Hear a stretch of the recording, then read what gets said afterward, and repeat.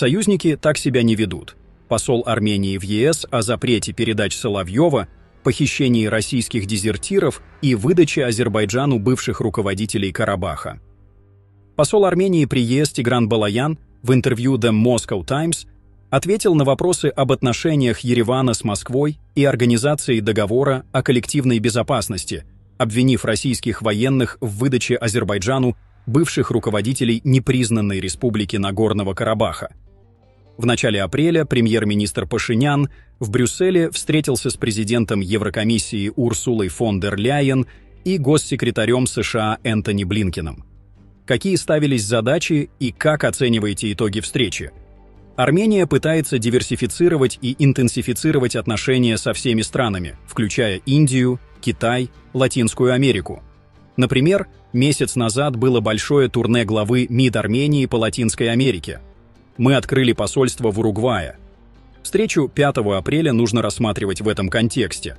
Мы благодарны нашим партнерам в Брюсселе и Вашингтоне за эту непоколебимую поддержку суверенитета, территориальной целостности и развития Армении. В построении Армении, которая будет экономически сильна, будет дружить со всеми странами и в своем непосредственном окружении, а также с нашими традиционными партнерами, в числе которых, конечно, на первом месте стоит Россия. ЕС и США объявили о выделении грантов правительству Армении. Чем они могли бы еще помочь в нынешней ситуации? Они уже помогают. Объявленные суммы – это лишь часть обязательств, которые ЕС взял на себя в плане помощи беженцам, подвергшимся этнической чистке в Нагорном Карабахе, из-за того, что Россия была не в состоянии обеспечить безопасность армян в нарушение решения Совфеда от 2020 года. Конечно же, нам хотелось бы больше гарантий в том, что не только в случае нападения на Армению со стороны Азербайджана и его союзников будут приняты те же меры, которые традиционно принимаются в отношении страны-агрессора. Мы хотели бы, чтобы нам помогали укреплять нашу армию, нашу обороноспособность и безопасность, реформировать наши государственные институты, в том числе речь об институтах бизнеса, повышать качество нашей продукции, чтобы она была конкурентоспособна не только на европейском рынке, чтобы, если будут возможные передряги, проблемы с нашим экспортом на традиционных рынках сбыта, мы могли бы очень легко диверсифицировать экспорт, поскольку эта продукция будет высокого качества. Франция заявляет себя в качестве лидера, выступающего за повышение безопасности Армении. А что бы вы в идеале еще хотели от ЕС? Рассматривать ЕС в качестве гаранта безопасности – это что-то фантастическое. Но у ЕС есть возможность помочь нам самим обеспечить свою безопасность. Не будем забывать, что ЕС почти год назад послал миссию наблюдателей в Армению. Я подчеркиваю, это гражданские наблюдатели.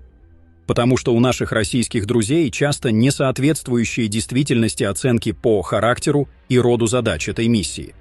И это стало стабилизирующим фактором. Не нужно забывать, почему эта миссия там появилась. Она появилась после того, как в сентябре 2020 года Азербайджан напал на Армению. Обстрелам подверглись более 30 населенных пунктов. Он оккупировал территорию Армении. Но из Москвы мы не услышали даже осуждения этих действий. Союзники так себя не ведут. Возвращаюсь к вопросу о ЕС. Многие члены ЕС, особенно те, где есть военное производство, могут последовать примеру Франции и начать военное сотрудничество с Ереваном, поскольку это инвестиция в будущее региона. Восстановление военного баланса, по-моему, единственная гарантия, что диктаторский режим в Азербайджане не нападет на Армению. Ведь он не скрывает своих целей оккупировать больше армянской территории, открыть какой-то коридор, который ни по каким документам и ни по каким переговорам не должен быть открыт вне юрисдикции Армении. Вы имеете в виду Зангезурский коридор? Я прошу вас не упоминать это словосочетание. Зангезурский коридор – это вымышленное название. Мы называем это «перекресток мира». Мы разработали проект нашего видения будущего региона и роли Армении в этом регионе как транспортного экономического хаба. И вообще, как перекрестка мира, от которого будет исходить мир, а не проблемы. Армения – член ОДКБ. Ереван считает, что эта организация не выполнила свои обязательства. Почему это произошло? Необходимо четко обозначить, почему у Армении возникли претензии к ОДКБ. Это произошло не из-за Нагорного Карабаха, не из-за этнической чистки и военных действий Азербайджана на территории Нагорного Карабаха, а из-за действий на территории Армении. Наши претензии возникли начиная с мая 2021 года, когда территория Армении была атакована, были заняты позиции внутри территории Армении. И после нашего запроса к партнерам по ОДКБ об оказании помощи мы не дождались даже формального ответа. То же самое и в отношении России. Это наша основная претензия по отношению к ОДКБ. Она даже не в состоянии выступить с заявлением, зафиксировав, что территориальная целостность Армении была нарушена. Вот в чем проблема. Когда мы сейчас слышим, что ОДКБ готова направить наблюдателей на границу Армении, возникает вопрос, на какую границу? Где проходит граница? Признает ли ОДКБ и Россия как государство границы Армении одного из основополагающих членов этой организации? До сих пор мы об этом не услышали ни в публичных заявлениях, ни за закрытыми дверями. Все-таки почему в ОДКБ не сформировался консенсус по отношению к недавнему вооруженному конфликту? Прежде всего, не было и нет консенсуса по оценке того, что случилось, почему Армения запросила помощь. Знаете, не нужно быть большим специалистом в международных отношениях, чтобы увидеть невооруженным глазом, что, например, отношения лидера Беларуси и диктатора в Баку очень теплые. Они находятся на самом высоком уровне. И межгосударственные отношения, которые зависят от отношений лидеров, они более теплые и дружественные, чем отношение Лукашенко к руководству Армении. Лукашенко периодически критикует его по тем или иным поводам. Я думаю, Лукашенко – это не тот человек, который может себе позволить критиковать мои власти. Вы упомянули российскую военную базу в Гюмри.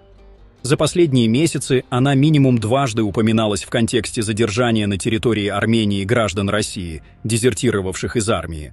Один из них был депортирован в Россию, судьба второго пока неизвестна. Каково ваше отношение к подобным инцидентам на суверенной территории Армении? Наша позиция. Действия на территории Армении, если они не разрешены законом, неприемлемы.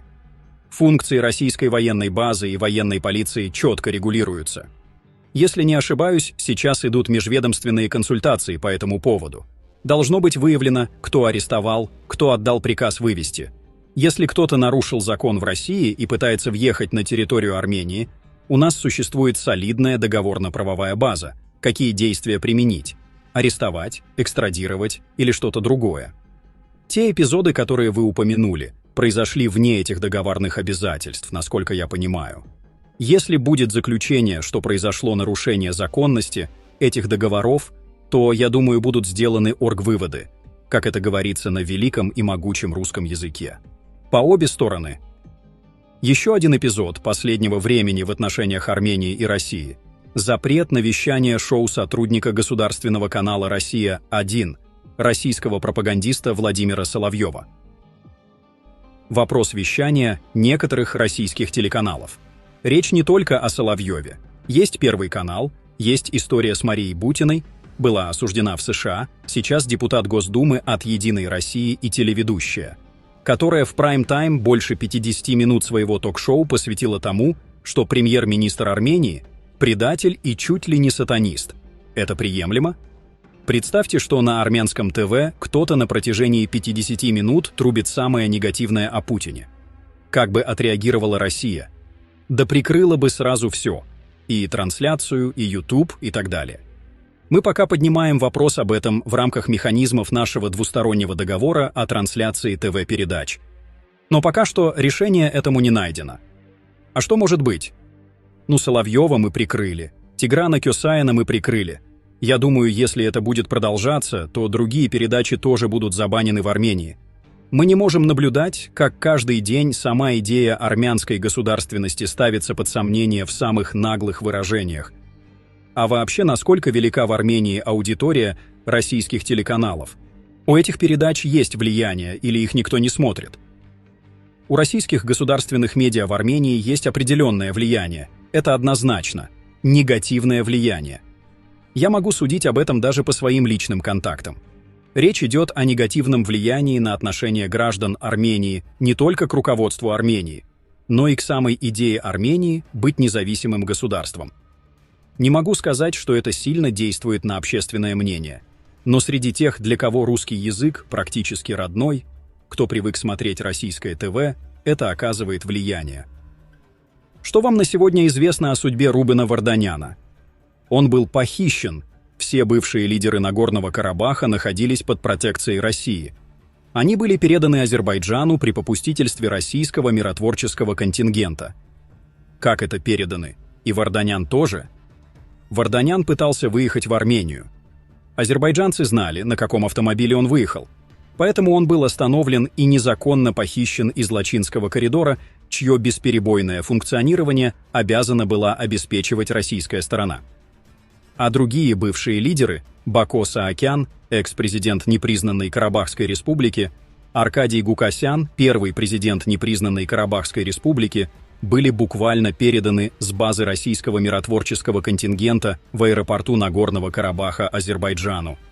Они находились на российской базе в аэропорту, находились под российской протекцией. Варданян – гражданин Армении, и я лично плотно занимаюсь его освобождением, а также всех незаконно удерживаемых в Азербайджане заложников. Почему их передали Азербайджану? Российская сторона как-то это пояснила? Не знаю. Я у российских коллег об этом не спрашивал. Но в эти дни российские военные вертолеты совершили сотни рейсов из Армении в Карабах и обратно. Они, в частности, эвакуировали людей, в том числе раненых во время взрыва нефтебазы. Спасибо, что досмотрели наш выпуск до конца. В этом видео мы собрали для вас все ключевые высказывания армянского посла при ЕС и представили их в удобной форме. Делитесь своим мнением в комментариях и подписывайтесь на наш канал, чтобы не пропустить новые выпуски.